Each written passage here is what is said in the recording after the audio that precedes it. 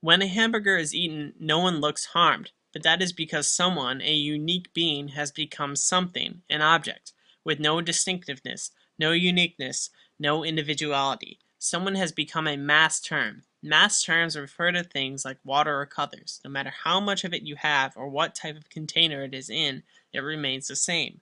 Water remains water. Red stays red. You can add a bucket of water to a pool of water without changing water. You can mix red with red and you still have red. When you add 5 pounds of hamburger to a plate of hamburger, it is more of the same thing. Nothing has changed. But if you have a living cow in front of you and you kill that cow and butcher that cow and grind up her body, you have not added mass term to a mass term and ended up with more of the same. What is on the plate in front of us is not devoid of specificity. It is the dead flesh of what was once a living, feeling being. The crucial point here is that we make someone who is a unique being into something that is the appropriate referent of a mass term. Mass terms signal the thingification of beings. In the summer of 2000, New York City hosted more than 500 life-sized fiberglass cows that had been decorated by artists. They were placed around the 5 boroughs of New York in a so-called cow parade. Among fanciful and colorful cows like a rocket cow, a surfing cow, and a taxi cow was filmmaker David Lynch's Eat My Fear cow. The cow had not died of old age. With forks and knives stuck into the cow's behind, the bloody disemboweled cow was displayed for only a couple of hours. During that time, according to New Yorker writer Tad Friend, at least one small child, upon seeing it, started crying. Then it was banished to a warehouse and put under wraps. Why was this cow banned from the cow parade? We do not want to experience uncomfortable feelings about violence, butchering, suffering, and fear. This is the function of the absent referent.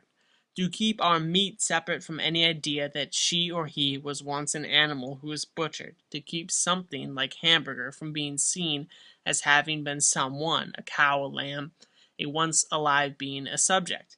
With the absent referent, we do not have to ask of someone, "What are you going through?" since there is no one there to ask.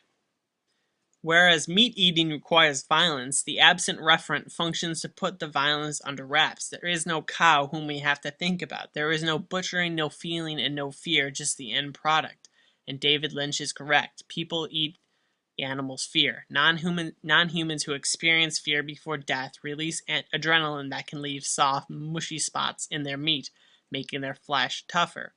With the absent referent, we do not have to see meat eating as contact with a once living individual because it has been renamed as contact with food.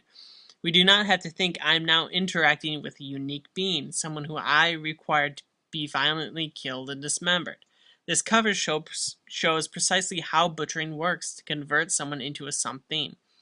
Someone with a very specific life Someone with a very specific life becomes part of a mass term, interchangeable hamburger meat. Using a woman reveals how this ordinary act of violence, grinding up a non-human body, can be seen as an extreme violation when it is depicted as happening to someone who matters, or seems to matter.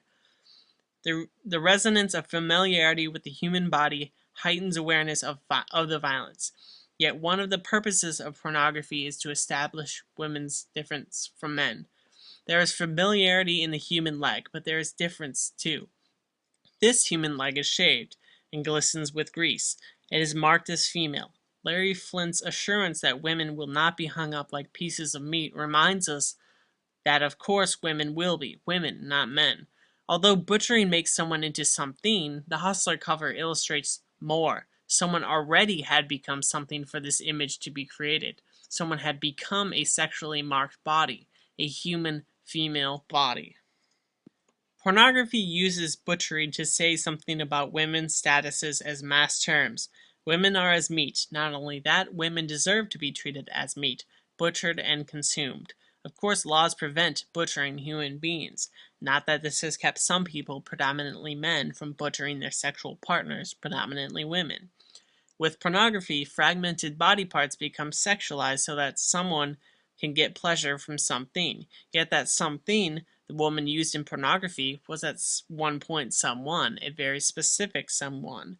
Two mass terms are merged as one, individual animals into hamburger. an individual woman into an object, woman. Through this doubling of objectification, what we have before us is the butchering of women's subject statuses. Are we each really more than meat, or are women, like the other animals, less more than meat than men?